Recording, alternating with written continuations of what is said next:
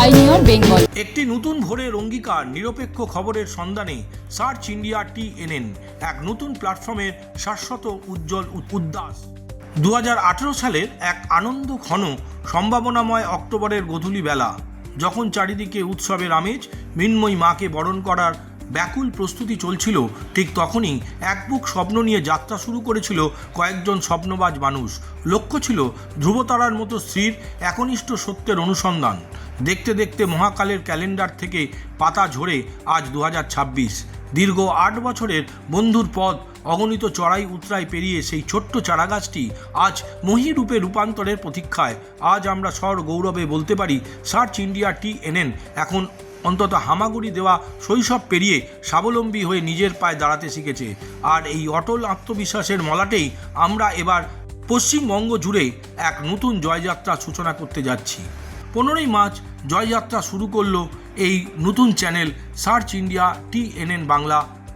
এখন বাংলায় আপামর মানুষও টিভির পর্দায় দেখতে পাবেন ত্রিপুরার জনপ্রিয় news channel search India TNN। ভূমিষ্ঠ হওয়া পরিবেষ্টিত নতুন হলেও একটি নিউজ চ্যানেল জন্ম মানে কেবল কিছু যান্ত্রিক ক্যামেরা আর মাইক্রোফোনের জ্বর সমারোহ নয় কোনো অলীক বিলাসিতা। আসলে এটি একটি শুদ্ধ সচেতনতার জাগরণ। পশ্চিমবঙ্গের বর্তমান রাজনৈতিক, সামাজিক, সাংস্কৃতিক প্রেক্ষাপটে তথ্যের অবাধ ও স্বচ্ছ প্রবাহ বজায় রাখা আজ এক হিমালয়ান সম চ্যালেঞ্জ। আমরা সেই কঠিন চ্যালেঞ্জকে আলিঙ্গন করেছি বলেই সেখানে পবিত্র গঙ্গা প্রবাহিত হয়। সেই পুণ্যভূমিতে চ্যানেল খোলার মতো স্পর্ধা, সাহস সঞ্চয় করেছি।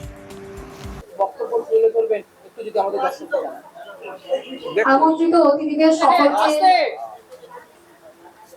প্রথম বলবো ঠাকুর শ্রীরামকৃষ্ণের ভাষায় যে সব কিছুর জন্য সব কিছু ত্যাগ করা যায়, কোনো কিছুর জন্য সত্যকে ত্যাগ করা যায় না। তা একটু আগে প্রশ্ন হচ্ছিল যে সাংবাদিকের মেরে ঠ্যাং ভেঙে দিয়েছে। হ্যাঁ, করবে। তা বলে কি আপনি মিথ্যা বলবেন? তাকে ধরে থাকতে যদি চাই, তার কথা যদি মনে করি, দেখুন এইটাকে ছাড়বো না। যেটা সত্য সত্যকেই, সেই সত্য সত্যই থাকবে, তাকে মিথ্যা করা যায় না। তাকে গলা টিপেও মারা যাবে না, তাকে আগুনে পুড়েও শেষ করা যাবে না, কোনো কিছুতেই কোনো কিছু করবে না, কিছুতেই কোনো কিছু হয় না। তাই স্বামীজির ভাষায় যে তুমি যেটা জানো সেটাই বলবে। স্বামীজির মা একসময় বলেছিলেন যে তুমি কি বলে এসছো, মাস্টার তোমাকে মারলো? বলছে আমি বলেছি এইটা পড়াটা এই, আর উনি বলছেন না, বলছে যেটা সত্য সেটাই তো তুমি বলেছো। স্বামীজি বলছে হ্যাঁ, তাহলে তোমাকে মেরেছে তো কি আছে, তুমি তো যেটা সত্য সেটাই বলেছো। তাই সাংবাদিকদের বলবো যেটা সত্য সেটাই তুলে ধরবেন।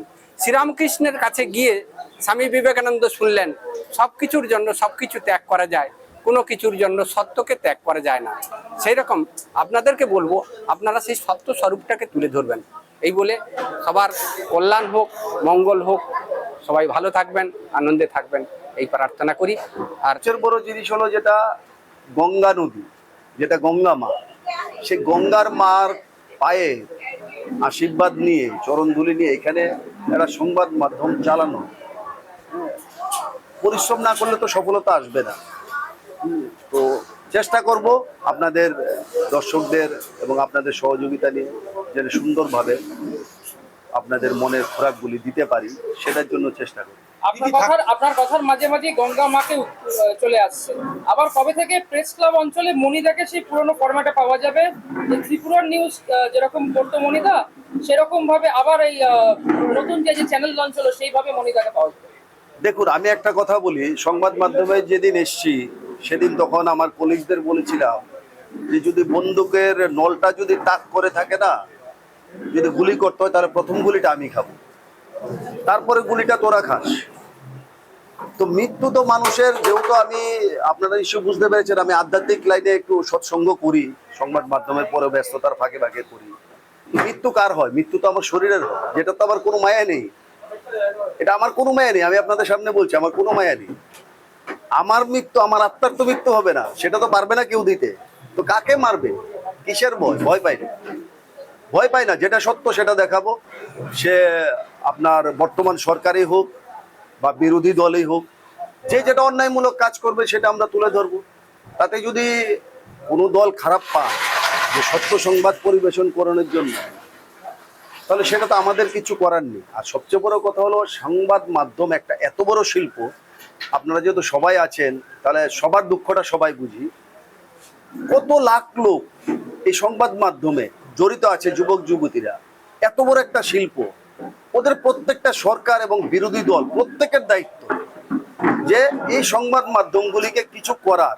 কারণ যারাই ওনারা আছেন, ওনাদের যদি কোনো রোজগার না থাকে তাহলে ওনারা কোথায় থেকে দেবে?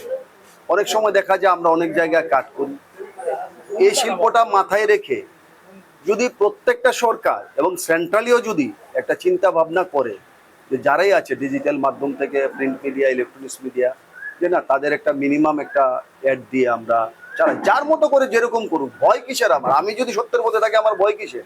দেখালে কি আছে? আমি খারাপ করবো তবে না দেখালে আমার ভয়, না হলে তো ভয় নেই। ঠিক। কি কি থাকছে আপনাদের এখানে, কি কি থাকছে?